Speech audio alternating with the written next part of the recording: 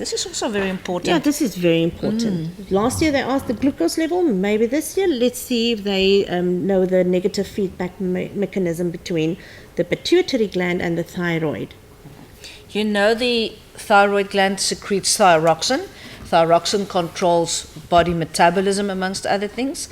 And if there is too little thyroxine in the body, the pituitary gland will be stimulated to secrete TSH. That will stimulate the thyroid to secrete thyroxine. Metabolic rate will increase. Now, the high concentration, if it becomes too high, there will be negative feedback system that will inhibit the pituitary gland, less TSH, less stimulation of the thyroid, less thyroxine, metabolic rate decreases. And Colin, although the thermoregulation is not part of our brief for today, this part about the TSH, I think, is very important if we talk about temperature control, for instance. So our learners just have a look. Thyroxine also plays a role in temperature control.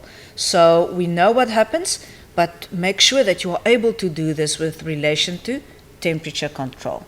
Okay, then when we get back to this slide, I think that's important that you go through this with them, and our learners must please pay attention now. Yeah, I thought it was quite important that we tell them that there's a general sequence of events when we talk about negative feedback.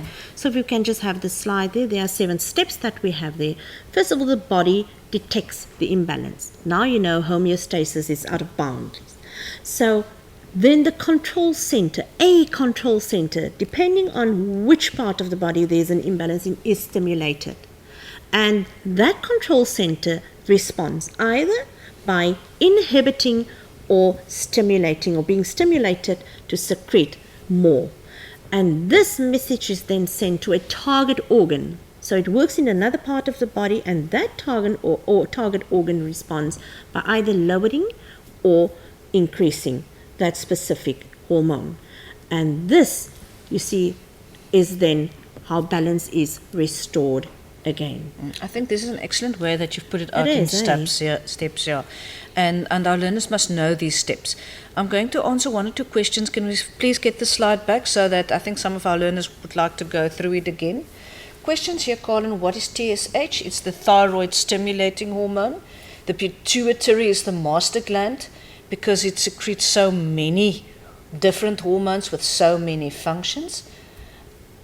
And yes, as we've said, you have to know all the hormones secreted by the various glands.